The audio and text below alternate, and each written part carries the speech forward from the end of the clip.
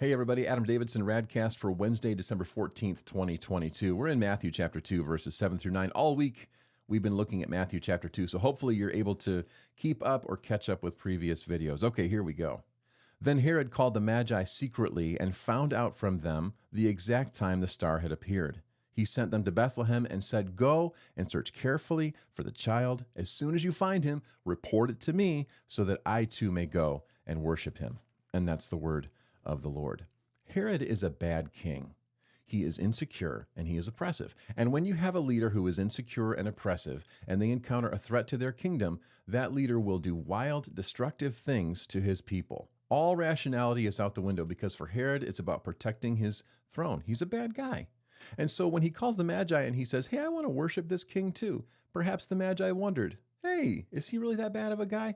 Everybody else should be worshiping this Messiah that Herod wants to as well. What a glorious miracle of Yahweh. Maybe they thought that. Maybe they were skeptical. And maybe they were like, let's just get out of here. I don't know. But I do know this. Herod is a bad king.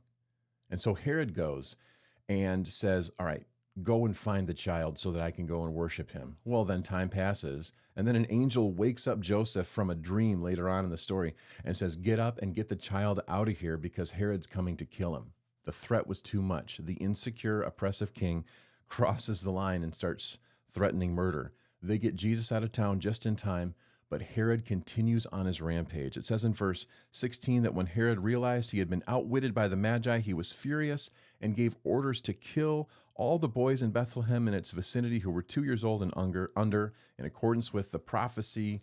And so you've got all these like terrible things that are happening that have been talked about in the Old Testament that are now actually being fulfilled by this terrible king. Here's the truth. Not everybody has a Merry Christmas. Not for some of you, Christmas is like the last thing that you want to do or face because there's a painful spot.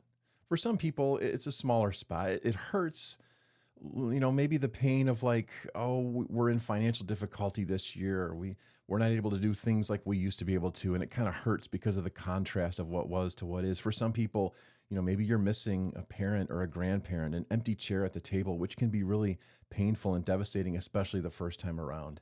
For some, it might be the loss of a child or some sort of devastating, drastic loss that will color Christmas in darkness for you for years or has already. It's an estranged son or daughter. It's any number of things. You know what the painful spot in Christmas is for you. But it is terrifying and sorrowful to me that Herod would do this and that these families lost their 2-year-olds because of a king having a bad day and feeling threatened.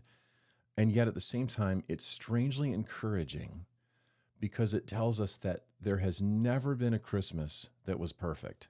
There is no perfect Christmas. There never was. There never will be. And so I just wanted to bring this story to our attention today and say, yeah, terrible, bad things happen in a broken world where rulers and authorities that should have no business ruling and having authority have control, and they can be downright destructive. Even because of a good thing like Jesus, bad things can happen in a broken world. And that is tragic. It's that's sin. That's how things have just been destroyed by sin. However, we have to remember, especially when we're facing another imperfect Christmas, that Jesus has come to redeem the world, that he has come to heal things, that he has come to make all things new, and that the deepest of our pain and sorrow, Jesus is there, just as present as he is here as a little baby, that he is Emmanuel, God with us, even in the bad Christmases. So if you are facing a good Christmas or a bad Christmas, Christ is with you, and he will redeem. Trust him. Look to him. That's RadCast.